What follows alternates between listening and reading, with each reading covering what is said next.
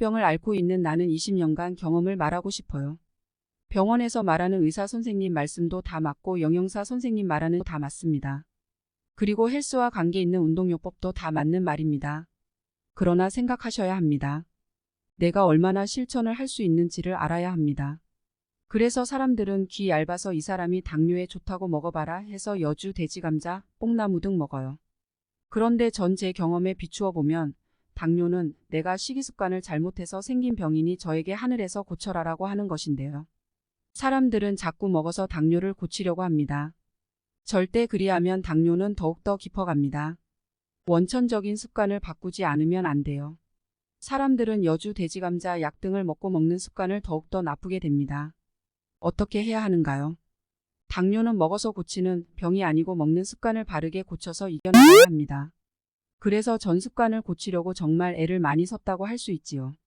당뇨 진단을 받은 초기에는 약물요법에 중점을 두고 운동요법, 식이요법을 하세요. 그리고 점점 식이요법 70%, 운동요법 20%, 약물요법 10%로 바꿔야 합니다.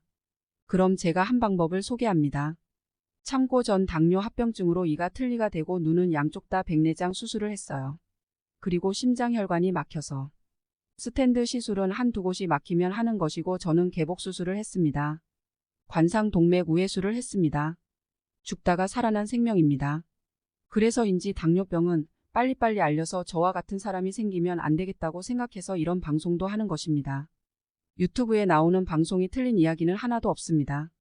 그러나 사람마다 다 달라요.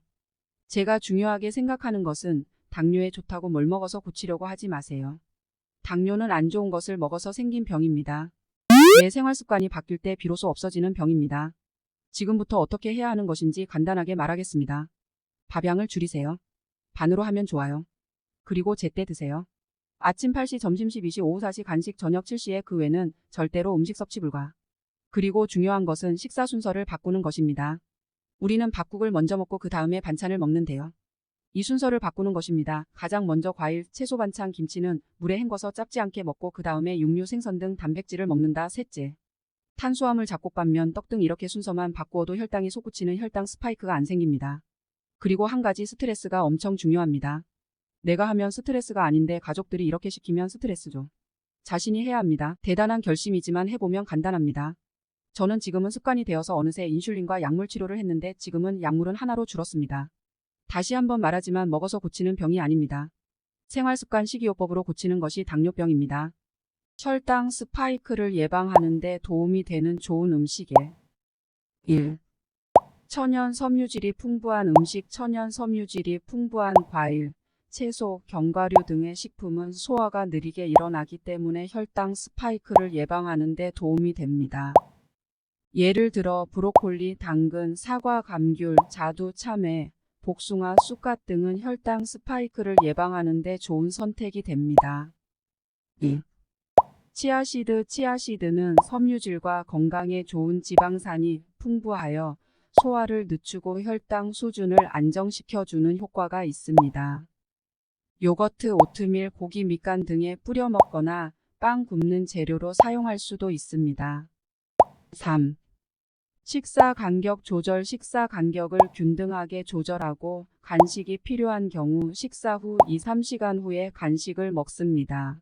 478호흡법은 들이마시기, 참기, 내쉬기를 일정한 시간에 맞춰 반복하는 호흡법으로 스트레스 완화와 수면 개선에 효과적이라고 알려져 있습니다. 이 호흡법은 고대 요가 수행인 프라나야마에서 시작되었으며 2015년 의학 전문가 앤드류 와일 박사에 의해 대중화되었습니다. 478호흡법은 몸의 근육을 이완시키고 부교감신경을 안정시켜 줌으로써 스트레스를 감소시키고 수면을 개선시킬 수 있다는 연구 결과가 있습니다. 478호흡법은 간단한 연습으로도 시도해 볼 수 있으며 자세한 방법은 4초 동안 코로 들이마시고 7초 동안 숨을 참은 후 8초 동안 숨을 천천히 내뱉는 것입니다. 지금까지 올바르게 호흡하는 방법 중 하나인 478호흡법에 대해 알아보았습니다. 하루 5분 투자로 건강해질 수 있다면 충분히 시도해 볼 가치가 있지 않을까요? 여러분 모두 꾸준한 운동과 규칙적인 생활 습관으로 건강 챙기시길 바랄게요. 공복 혈당을 낮추는 방법 3가지. 1. 체중 줄이기. 특히 저녁을 거지처럼 먹어라. 2. 깊은 수면을 충분히 자라. 불면증 타파 발끝치기. 3. 간 기능이 좋아져야 공복 혈당을 잡는다. 두 손으로 갈비뼈 근처 두들려준다. 간이 좋아지려면 스트레스를 받지 않아야 한다. 꾸준히 하는 실천하는 것이 중요합니다. 사과는 우리 몸에 좋은 과일 중 하나로 알려져 있어요. 특히나 사과 껍질 속 식이섬유인 팩틴 성분은 혈당 수치를 조절하는 데 도움을 준다고 해요. 그래서 당뇨 환자들이 먹으면 더욱 효과적이라고 하는데요. 실제로 미국 하버드 대학교 연구팀에서는 매일 사과 2개씩 먹은 사람과 그렇지 않은 사람들을 비교했을 때 사과를 꾸준히 먹은 사람에게서 제2형 당뇨병 발생 위험이 34% 감소했다고 발표하기도 했어요. 그렇다면 어떻게 먹어야 좋을까요? 사과 껍질째 먹는 게 좋나요? 사실 모든 과일은 껍질째 먹는 것이 좋아요. 하지만 너무 딱딱하거나 질긴 식감이라면 깎아 먹는 편이 좋겠죠. 또한 농약 등 걱정되는 부분이 있다면 식초물에 10분 이상 담갔다가 흐르는 물에 깨끗이 씻어 먹으면 문제 없답니다. 당뇨병 환자에게 추천하는 사과는 어떤 건가요?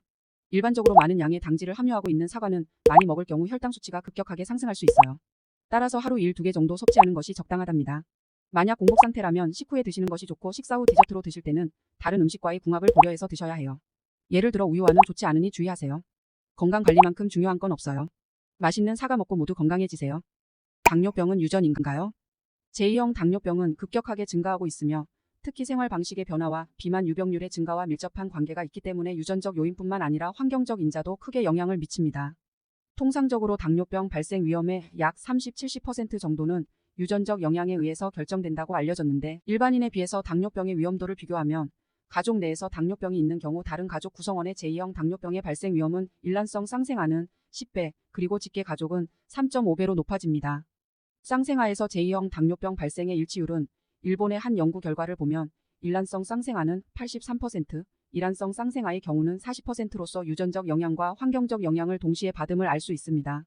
당뇨병의 유전 인자를 후손에게 물려주지 않게 하는 방법은 현재로는 불가능합니다. 그러므로 당뇨병 내력이 깊은 집안일수록 비만, 운동 부족, 과식 및 약물 복용 등과 같은 환경적인 요인을 피할 수 있도록 노력하여야 하고 정기적으로 혈당 검사를 해서 당뇨병을 조기에 발견할 수 있도록 해야 합니다. 매일 규칙적으로 할 수 있는 운동이 바람직합니다. 통근 시간을 이용하여 걷기, 엘리베이터를 이용하지 않고 계단을 오르기, 아침 체조, 일주일에 3-4회씩 자전거 타기 등 여러 가지 운동을 할 수 있습니다. 운동 시간은 가능한 매일 같은 시각에 실시하며 가급적이면 식후 30분에 시작하여 30분 내지 1시간씩 하는 것이 효과적입니다. 인슐린을 맞는 사람은 보통 인슐린의 효과가 최소이고 혈당이 높아졌을 때 시행하며 인슐린 주사 부위의 근육의 운동은 삼가하는 것이 좋습니다. 산책, 조깅, 맨손 체조, 자전거 타기 등의 가벼운 전신 운동이 좋습니다. 매일 30분 정도 빠른 속도로 걷거나 자전거 타기를 30분 정도 하거나 테니스를 30분 정도 치는 것은 바람직합니다. 운동을 했다고 해서 칼로리가 많이 소모되었다고 음식물을 많이 섭취하면 혈당이 생각보다 많이 올라갑니다. 운동량에 비해 소모되는 칼로리의 양은 의외로 적습니다.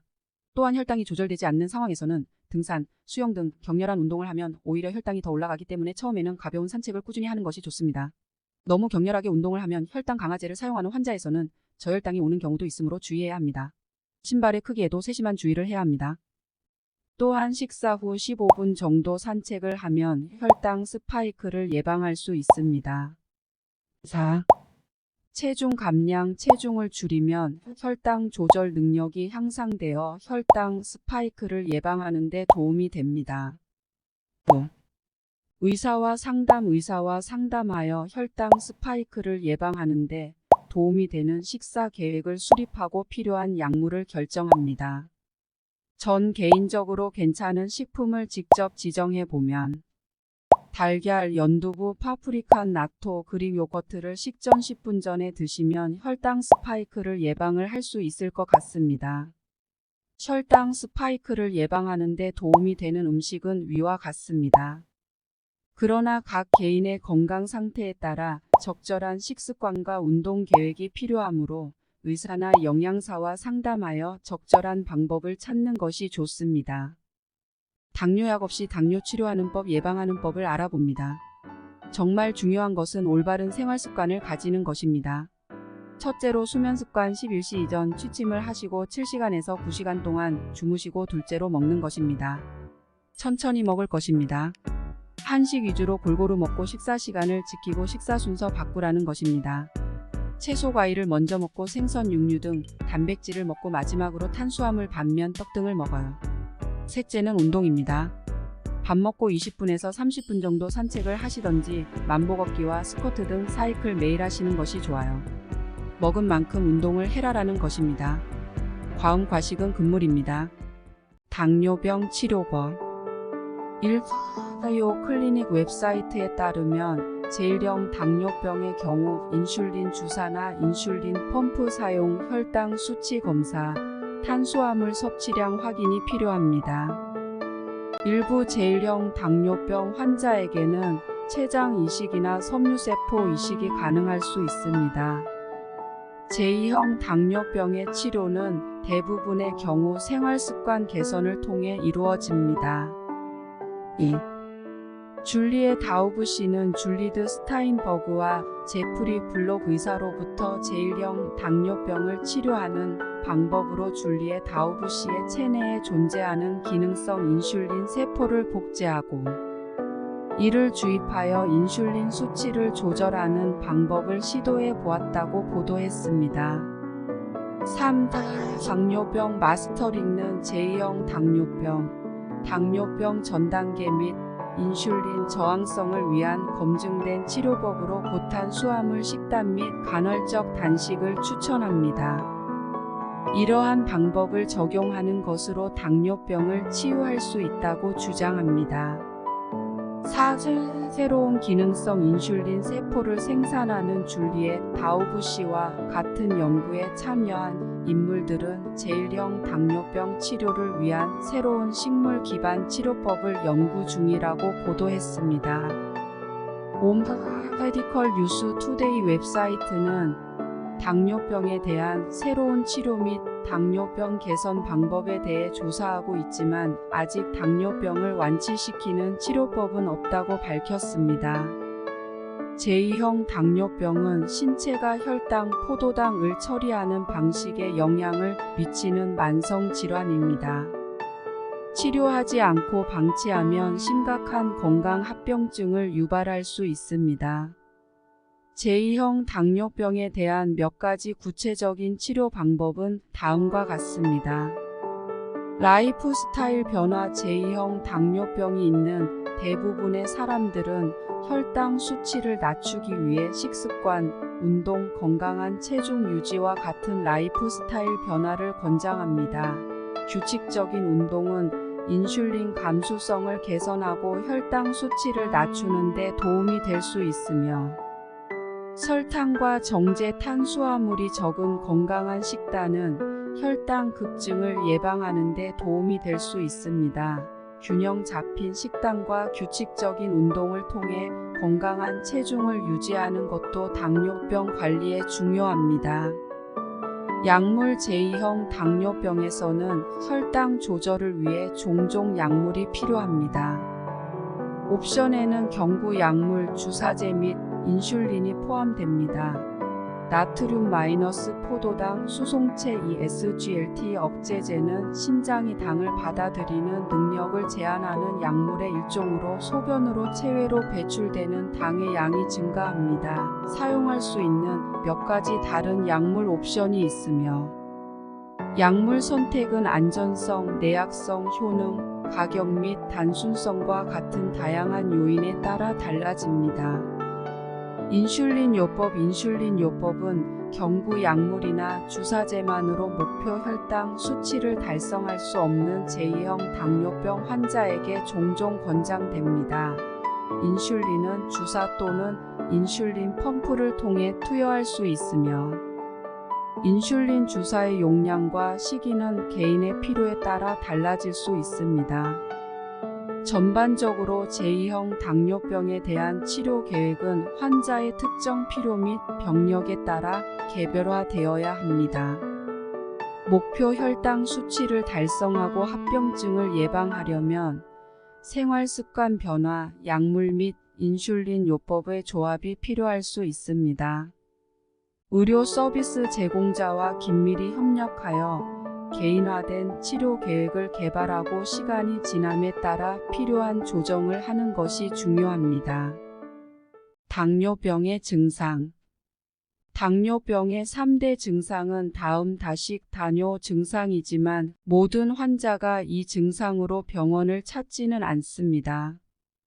소변을 자주 보고 물을 많이 마시고 음식을 많이 먹으며 체중이 많이 준다고들 합니다. 그리고 목이 자주 마르고 침이 마른다. 아무리 먹어도 공복감이 가시지 않고 식욕이 생긴다. 식욕이 많은데도 살이 점점 빠지고 야위어 간다. 항상 나른하고 피곤하며 매사가 귀찮아요. 감각이 무디거나 손발이 저린 증상과 통증이 있어요. 자주 눈에 초점이 잘 안 잡히고 눈도 피곤합니다. 검진 결과 혈당이 높은 편입니다. 이렇게 증상이 생기는 당뇨병 원인은 유전으로 인한 경우, 운동 부족으로 인한 원인, 생활 습관과 식이 습관의 잘못으로 원인인 경우, 약물 인한 원인도 있고, 노화로 생긴 경우도 있을 수 있습니다. 스트레스와 과식 비만으로도 생기는 것이 당뇨병 원인입니다. 다른 질환이나 고혈압으로 원인일 수도 있어요. 이번에는 당뇨병 환자들이 지켜야 할 식습관과 당뇨병 식이요법에 대해서 알아보도록 하겠습니다. 당뇨병 환자들이 지켜야 할 식습관은 무엇인가요? 당뇨병 환자들이 지켜야 할 식습관은 다음과 같습니다. 1. 식사량 조절. 당뇨병 환자들은 식사량을 조절하여야 합니다. 일반적으로 하루 섭취해야 할 열량은 1,500, 1,800kcal 제한되어 있습니다. 2. 탄수화물 섭취량 조절. 당뇨병 환자들은 탄수화물 섭취량을 제한하여야 합니다. 탄수화물은 혈당을 높이기 때문입니다. 하루에 섭취해야 할 탄수화물의 양은 130g로 제한되어 있습니다. 3. 단백질 섭취량 조절. 당뇨병 환자들은 단백질 섭취량을 적절하게 조절하여야 합니다. 단백질은 혈당을 높이지 않지만 과다 섭취는 신장에 부담을 줄 수 있습니다. 4. 지방 섭취량 조절. 당뇨병 환자들은 지방 섭취량을 제한하여야 합니다. 지방은 혈당을 높이지 않지만 과다 섭취는 비만과 관련이 있습니다. 당뇨병 식이요법에서 지켜야 할 주의사항은 무엇인가요? 당뇨병 식이요법에서 지켜야 할 주의사항은 다음과 같습니다. 1. 과식하지 않기. 당뇨병 환자들은 과식하지 않도록 주의해야 합니다. 과식은 혈당을 높이기 때문입니다. 2. 당류 섭취 제한. 당뇨병 환자들은 당류 섭취를 제한하여야 합니다. 당류는 혈당을 높이기 때문입니다. 3. 음주 제한. 당뇨병 환자들은 음주를 제한하여야 합니다. 음주는 혈당을 높이기 때문입니다. 4. 식사시간 유지. 당뇨병 환자들은 식사시간을 유지하여야 합니다. 식사시간을 유지하지 않으면 혈당이 불안정해질 수 있습니다. 당뇨병 식이요법에서 권장되는 음식은 무엇인가요? 당뇨병 식이요법에서 권장되는 음식은 다음과 같습니다. 1. 채소. 당뇨병 환자들은 채소를 많이 섭취하여야 합니다. 채소는 혈당을 안정시켜 주기 때문입니다. 2. 과일. 당뇨병 환자들은 과일을 적당히 섭취하여야 합니다. 과일은 혈당을 안정시켜 주기 때문입니다. 3. 고기. 당뇨병 환자들은 고기를 적당히 섭취하여야 합니다. 고기는 단백질을 공급해 주기 때문입니다. 4. 생선. 당뇨병 환자들은 생선을 많이 섭취하여야 합니다. 생선은 지방이 적고 단백질이 풍부하기 때문입니다. 당뇨병은 예방이 가능한 만성질환입니다. 적절한 식습관과 운동을 통해 당뇨병을 예방하고 관리할 수 있습니다. 이번에 알아본 당뇨병 식이요법을 지켜서 건강한 삶을 유지해 보세요. 공복 혈당이 높은 이유? 간 때문입니다. 음식으로 들어오는 당과 지방의 일부를 저장합니다. 잠을 자는 동안 포도당을 만들어서 혈액 속에 넣어준다. 그래서 혈당이 일정하게 유지됩니다. 그런데 간에서 계산 착오를 일으킨다.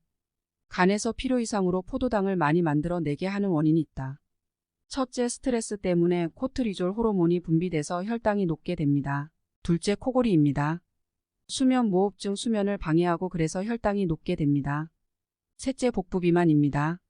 지방간이 생기고 내장 지방 증가에 인슐린 저항성이 생겨서 공복 혈당이 높게 됩니다. 그럼 예방법은 복부 비만을 없애고 스트레스가 생기지 않도록 해야 합니다. 스트레스 해소는 자기 전에 명상을 통해 예방법을 권고합니다.